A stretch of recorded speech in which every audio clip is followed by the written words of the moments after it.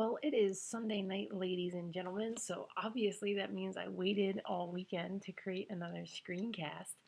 Uh, this week was a little crazy for me. As many of you know, I was I had some things stolen from me, so I didn't really get the chance to get on and make your screencasts. I spent a lot of time dealing with all of that, but hopefully you guys enjoy this one as we move on to the sociocultural level of analysis and how society impacts our views of attraction.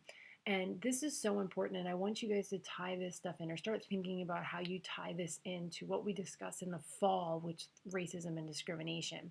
I think it's really important to understand how much society creates beauty standards and how we should view different relationships.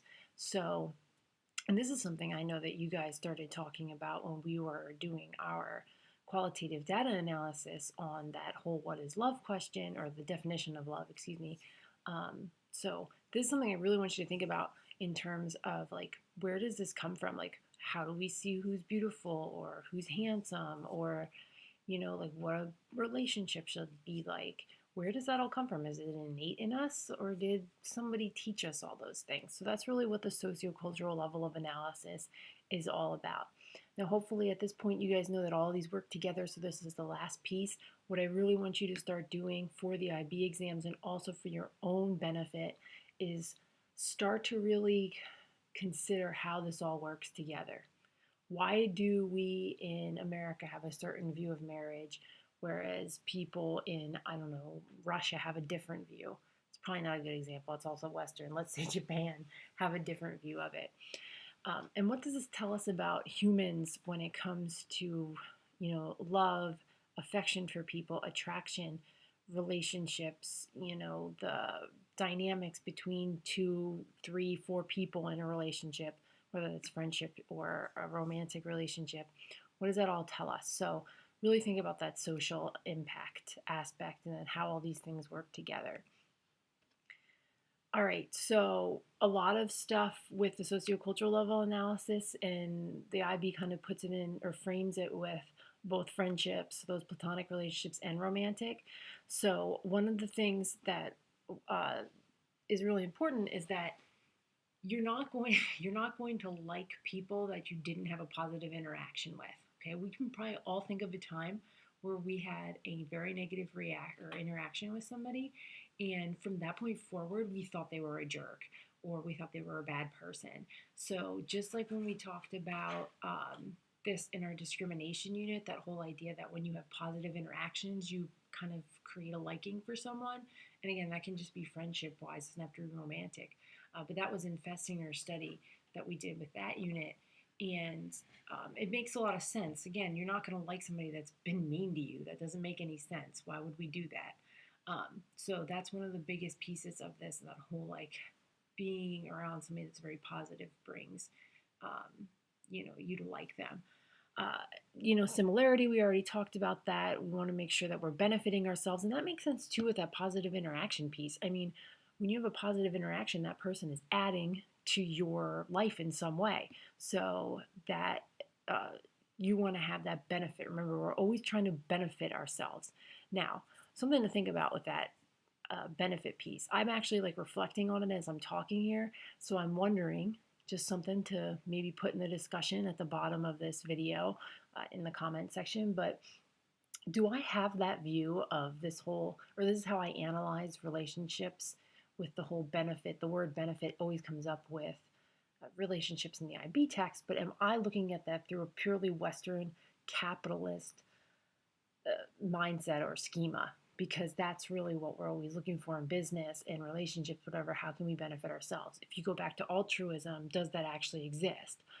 Am I just being skeptical of it because I am so used to this capitalist mentality that only people, or the only reason people do anything is to benefit themselves? So just something to think about here. I don't know. I was a little wondering. We probably would have a discussion about it if I was in class right now. Frequency is important. You guys know about mirror exposure.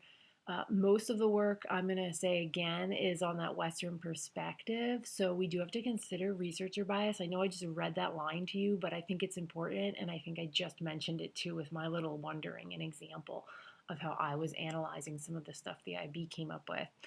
Um, and then we also do this whole thing, and you guys know about this too. This is so easy now that we've done all this stuff in psych, but you guys know we always do social comparison. We want to make sure that our feelings and reactions are similar to others. If you go way back to the beginning of the year, and or not beginning of this year, but the beginning of last year, when we talked about criminal behavior and psychopaths, one of the things that you have to consider with this piece, and I think it's really cool to think about, is normal human beings are always, comparing ourselves to other people to make sure that our reactions are typical, or normal. And I say that with air quotes, normal, because what is normal? But just think how psychopaths can kind of mimic behaviors to make it feel like we are similar to somebody else, or that we have the same feelings or emotions as somebody else. So it's something I think it's really interesting to think about when you're going through this, is some of that earlier work we did last year. At this point, I would probably ask you if you had any questions. If you do, ask them to Mr. McHale, because he's your teacher. Right here, then,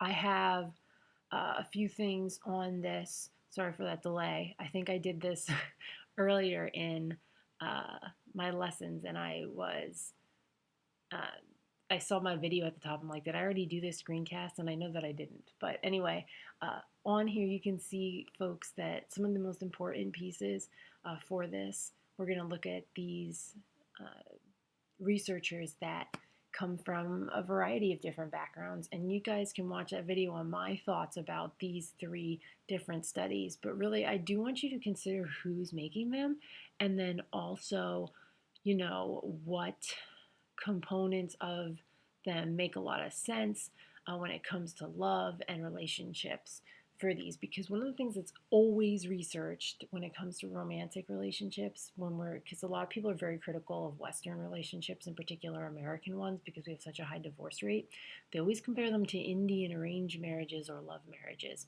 So check these out. You can search them online. I may have put them on Schoology, but I don't remember, and I can't access it, so I can't check. But check all these out and really consider some of the strengths and limitations of them, okay? And finally, then, what causes these perceptions of marriage? That's what I would like you guys to discuss in the comment section below. And